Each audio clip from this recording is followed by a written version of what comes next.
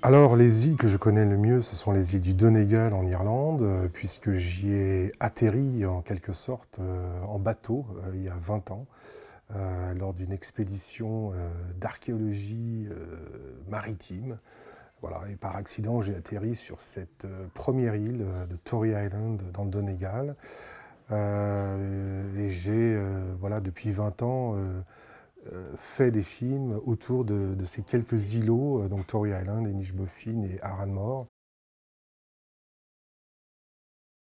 Au jour d'aujourd'hui, les îles, c'est c'est presque 100% de ma vie, puisque même si j'y vis plus maintenant, j'ai dû déménager pour des raisons de travail,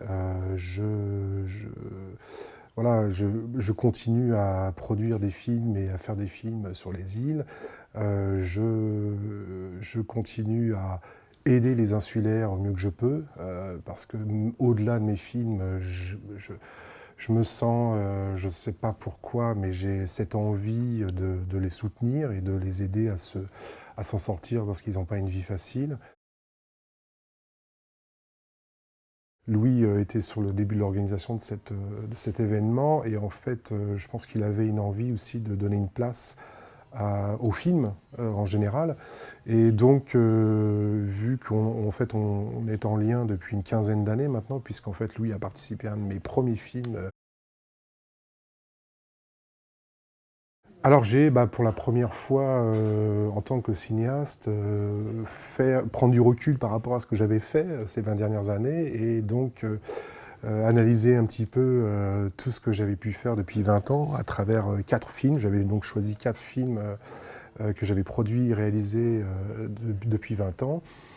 Et donc j'ai, à travers mon expérience personnelle, qui est un peu, voilà, un peu différente et un peu unique en son genre, on va dire, revenir sur à la fois mon expérience, mais aussi sur comment l'insularité en fait a influencé aussi mon mode de production et de tournage, puisqu'on ne peut pas faire un film sur les îles comme on fait un film ailleurs. Donc voilà, donc c'était aussi une réflexion sur comment finalement l'île et les insulaires influencent le travail du réalisateur, et aussi à l'inverse, comment le réalisateur peut aussi influencer la vie des insulaires, quoi, voilà.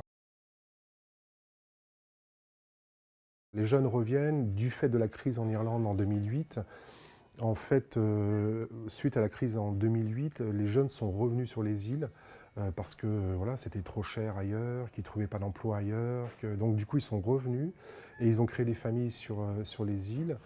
Et ce qui a été un vrai bain de bonheur, on va dire, pour tout le monde, parce que c'est vrai que c'était en déclin. Non, je suis très optimiste en fait pour l'avenir des îles du Donegal, parce qu'il y a une bonne équipe. Après, je pense qu'ils ont besoin d'une bonne équipe de gens qui, voilà, qui bougent, qui font avancer les choses.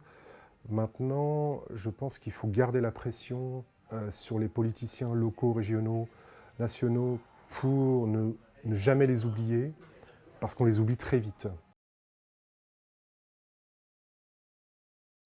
Les îles, voilà, c'est le microcosme dans le macrocosme pour moi. Donc, les îles, finalement, ce sont cette espèce de loupe. C'est comme si on prenait une loupe sur notre société et on peut, voilà, on peut zoomer dessus et voir finalement ce qui se passe à très grande échelle d'un pays ou d'un continent.